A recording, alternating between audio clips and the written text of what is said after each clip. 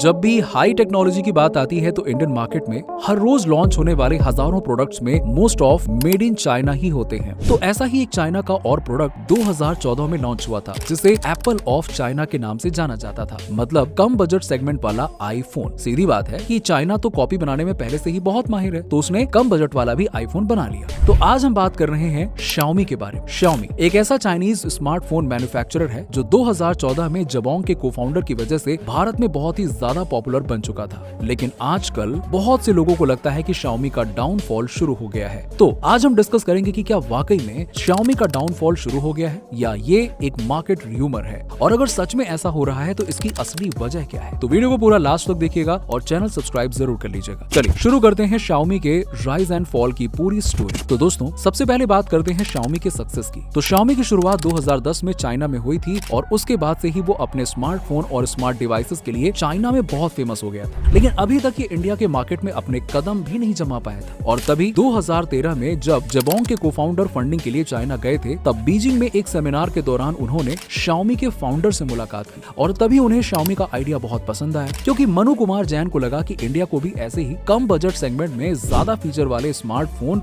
Launch करने चाहिए। और मनु को इसमें शानदार बिजनेस आइडिया मिल गया और 2014 में उन्होंने Xiaomi के साथ मिलकर एक जबरदस्त टीम बिल्ड की और तब इंडिया में लॉन्च हुआ Xiaomi के स्मार्टफोन्स बहुत ही अफोर्डेबल और फीचर रिच थे और इसीलिए ये लोगों को बहुत पसंद आने लगे। Xiaomi ने अपने स्मार्टफोन्स के लिए अपने MIUI ऑपरेटिंग सिस्टम का यूज किया, जिसकी वजह से उनके स्मार्टफोन्स बहुत ही यूजर फ्रेंडली थे और फीचर्स भी बहुत ज्यादा थे।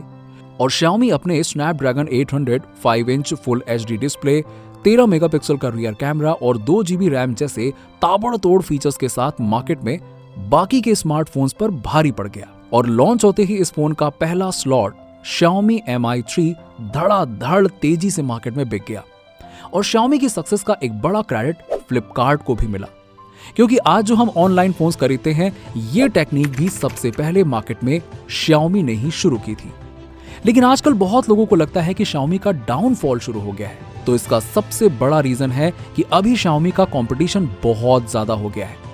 बहुत सारे स्मार्टफोन मैन्युफैक्चरर्स जैसे कि Oppo, Vivo, Realme और इनके अलावा भी बहुत सारी कंपनीज हैं जो बहुत अच्छे स्मार्टफोन्स लॉन्च कर रही हैं। इन कंपनीज ने अपने स्मार्टफोन्स को बहुत अट्रैक्टिव और फीचर रिच बनाया है और इसीलिए लोग Xiaomi के स्मार्टफोन से ज्यादा उनके स्मार्टफोन्स को पसंद करने लगे हैं।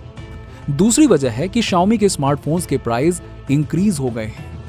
Xiaomi के अर्लियर स्मार्टफोन्स बहुत अफोर्डेबल होते थे, जिसकी वजह से लोगों को Xiaomi के स्मार्टफोन के लिए ज्यादा इंटरेस्ट नहीं है, क्योंकि वो दूसरे कंपनीज के स्मार्टफोन में अपने बजट के अकॉर्डिंग ज्यादा फीचर पा सकते हैं। अगला रीजन है कि Xiaomi के अर्लियर स्मार्टफोन्स में एडवर्टीजमेंट्स नहीं होते थे, लेकिन अब उनके स्मार्टफोन्स में एडवर्टीजमेंट बहुत ज्यादा आने लगे हैं। इरिटेटिंग है वो, जिसकी वजह से यूजर्स Xiaomi के स्मार्टफोन से परेशान हो गए, इरिटेट हो गए हैं और वो दूसरी कंपनीज के स्मार्टफोन को चूज करने लगे हैं। इसके अलावा बहुत सारे यूजर्स को Xiaomi के स्मार्टफोन में भी कुछ प्रॉब्लम होती है, जैसे कि battery drain issue, heating issue और कैमरा क्वालिटी इशू। लेकिन दूसरे स्मार्टफोन मैन्युफैक्चरर्स ने अपने स्मार्टफोन में इन सभी इश्यूज को सॉल्व कर दिया है और इसीलिए लोग इन कंपनीज के स्मार्टफोन को प्रेफर करने लगे हैं। इन सभी रीजंस की वजह से Xiaomi के स्मार्टफोन का डिमांड डिक्रीज हो गया है और वो अपने मार्केट शेयर को मेंटेन नहीं कर पा रहा है। लेकिन इसका मतलब ये नहीं है कि Xiaomi का एंड हो गया है, नहीं, इसका ये मतलब बिल्कुल नहीं है। Xiaomi अभी भी अपने स्मार्टफोन के लिए बहुत रिसर्च एंड डेवलपमेंट कर रहा है और अपने स्मार्टफोन्स को इंप्रूव करने की लगातार कोशिश कर रहा है। Xiaomi ने अपने अपकमिंग स्मार्टफोन के लिए बहुत कुछ एक्साइटिंग फीचर्स अनाउंस किए हुए हैं और इसीलिए वो अपने यूजर्स को अपने तरफ अट्रैक्ट करने की कोशिश कर रहा है। इसके अलावा Xiaomi ने अपनी स्ट्रैटेजी को भी चेंज कर दिया है। अब वो अपने स्मार्टफोन को अफोर्डेबल नहीं बल्कि प्रीमियम प्राइस रेंज में लॉन्च कर रहा है। Xiaomi ने अपने स्मार्टफोन के डिजाइन और फीचर्स को भी इंप्रूव किया है, जिससे कि यूजर्स को उनके स्मार्टफोन पसंद आए। लेकिन अभी भी Xiaomi के पास बहुत सारे चैलेंजेस हैं। Xiaomi को अपने स्मार्टफोन के क्वालिटी को और ज्यादा इंप्रूव करना होगा ताकि यूजर्स को उनके स्मार्टफोन में कोई भी प्रॉब्लम ना हो। Xiaomi को अपने एडवर्टीजमेंट स्ट्रैटेजी को भी चेंज करना होगा ताकि यूजर्स को उनके स्मार्टफोन से इरिटेट होने की प्रॉब्लम ना हो। इसके अलावा Xiaomi को अपने डिस्ट्रीब्यूशन चैनल और कस्टमर सर्विस को भी इंप्रूव करना होगा बहुत सारे यूजर्स को Xiaomi के कस्टमर सर्विस से कोई भी हेल्प नहीं मिलती है और इसीलिए वो दूसरी कंपनीज के स्मार्टफोन को प्रेफर करते हैं। Xiaomi को अपने स्मार्टफोन के प्राइस को भी अफोर्डेबल रेंज में लाना चाहिए। अगर Xiaomi अपने कॉम्पिटिटर्स के प्राइस से ज्यादा अपने स्मार्टफोन्स के प्राइसेस को इंक्रीज करेगा तो यूजर्स डेफिनेटली दूसरे कंपनीज के स्मार्टफोन को बाय करेंगे। इंडियन मेंटालिटी है सस्ता और सबसे अच्छा। Xiaomi को अपने स्मार्टफोन के प्राइस को कॉम्पिटिटिव और अफोर्डेबल रखना चाहिए अगर आप उस रेंज में बेच रहे हैं जहां पे लोगों को वाकई में सस्ता और अच्छा चाहिए। That is not a premium range. इन सभी चैलेंजेस को ओवरकम करने के लिए Xiaomi को अपनी स्ट्रैटेजी को और इंप्रूव करना होगा।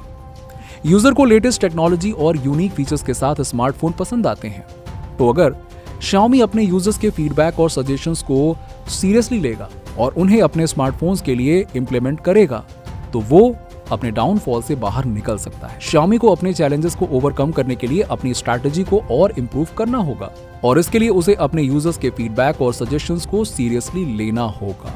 इग्नोर नहीं करना चाहिए। वो यूजर्स हैं, वो भगवान है आपके। जी हाँ।